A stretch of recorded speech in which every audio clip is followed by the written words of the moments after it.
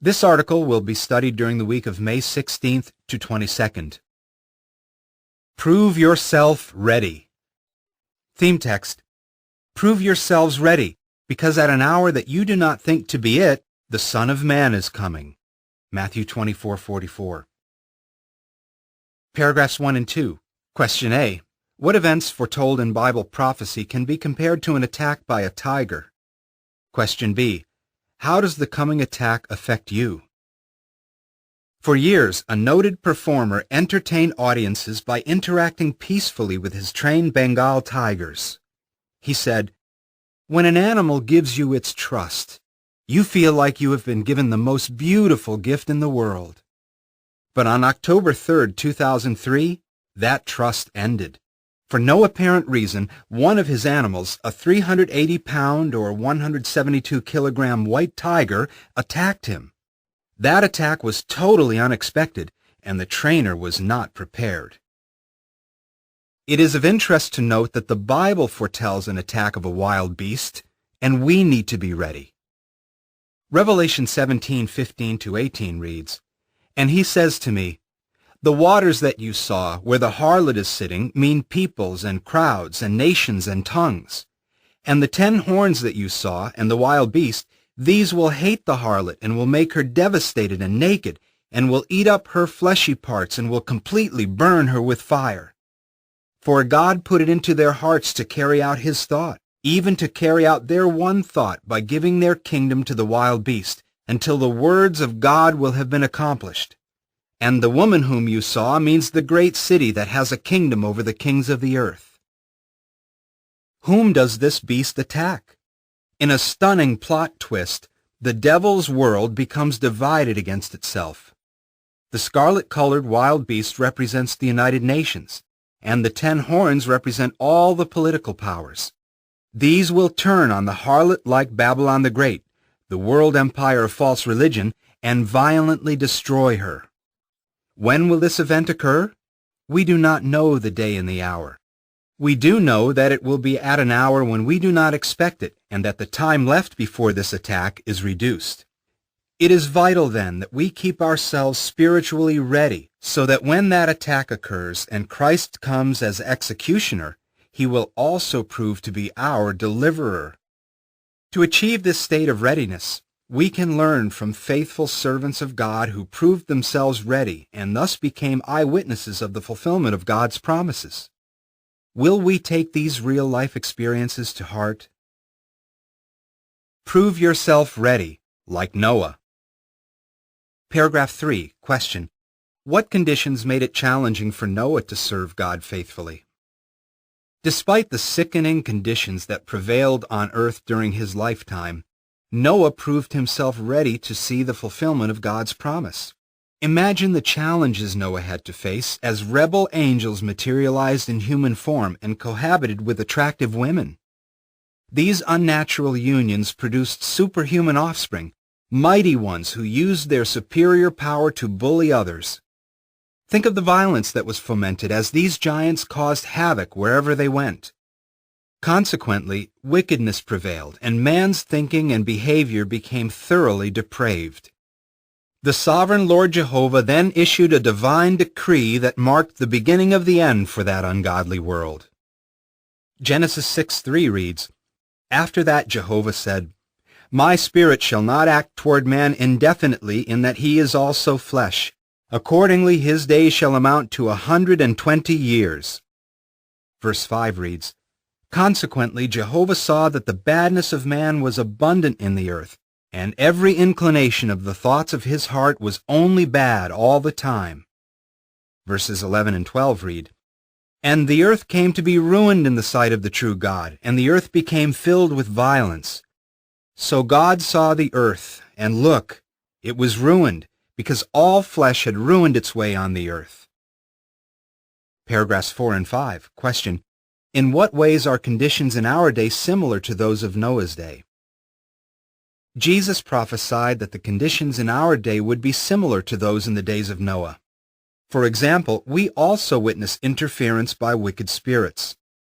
These demon angels materialized in the days of Noah. Although they are now barred from materializing as humans, they endeavor to control young and old alike. Behind the scenes, these sex perverts derive pleasure from the evil and debased actions of those whom they can corrupt on the earth. God's Word describes the devil as a manslayer and says that he has the means to cause death. Hebrews 2:14. His power is limited when it comes to causing death directly. Nonetheless, this vicious spirit fosters deceit and seduction. He plants murderous attitudes in the hearts and minds of people. For example, 1 out of every 142 children born in the United States will become a murder victim. With senseless violence so prevalent, do you think that Jehovah will take less notice today than he did in Noah's day? Will he fail to act? Paragraphs 6 and 7. Question: how did Noah and his family demonstrate faith and godly fear? In due time, Noah was informed of God's decision to bring a deluge of waters upon the earth, bringing all flesh to ruin. Jehovah instructed Noah to build an ark shaped like a huge chest. Noah and his family went to work. What helped them to obey and prove themselves ready when God's judgment arrived? Deep faith and godly fear moved Noah and his family to do as God commanded. As family head, Noah stayed alert spiritually and avoided the corruption of that ancient world. He knew that his family needed to guard against adopting the violent ways and defiant attitude of the people around them. It was important that they not become engrossed in the everyday affairs of life. God had a work for them to do, and it was vital that the entire family center their lives on it. Genesis 6:14 reads, "Make for yourself an ark out of wood of a resinous tree. You will make compartments in the ark, and you must cover it inside and outside with tar." Verse 18 reads, "And I do establish my covenant with you, and you must go into the ark, you and your sons and your wife and your sons' wives with you." Noah and his family proved ready. Paragraph 8. Question: what indicates that the members of Noah's family practiced godly devotion? The Bible account focuses attention on the family head Noah, but Noah's wife and his sons and their wives were also worshippers of Jehovah. The prophet Ezekiel confirmed this. He said that if Noah were living in Ezekiel's time, his children would not be delivered on the basis of their father's righteousness. They were old enough to obey or disobey. Therefore, they had personally given evidence of their love for God and his ways. Noah's family accepted his instruction, shared his faith, and did not allow the influence of others to hinder their God-given work. Paragraph 9. Question: we can point to what modern-day examples of Noah-like faith? How encouraging today to see within our worldwide brotherhood family heads who are doing their utmost to imitate Noah. They realize that it is not enough to provide food, clothing, shelter, and education for their families. They must also care for their spiritual needs. In doing so, they are proving themselves ready for what Jehovah will soon do. Paragraphs 10 and 11, Question A. While inside the ark, how did Noah and his family undoubtedly feel? Question B. What question do we do well to ask ourselves? Noah, his wife, his sons, and their wives may have worked on building the ark for some 50 years. As they built the ark, they must have gone in and out of it hundreds of times. They waterproofed it, stocked it with food, and brought in the animals. Picture the scene. The big day finally arrives.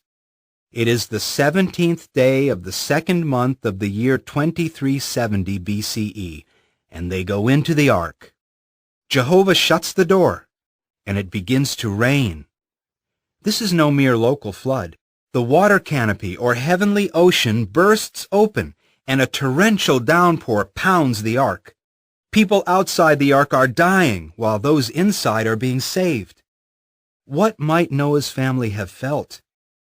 Profound gratitude to God, yes, but undoubtedly they thought, how glad we are that we walked with the true God and proved ourselves ready. Can you picture yourself on the other side of Armageddon? Your heart swells.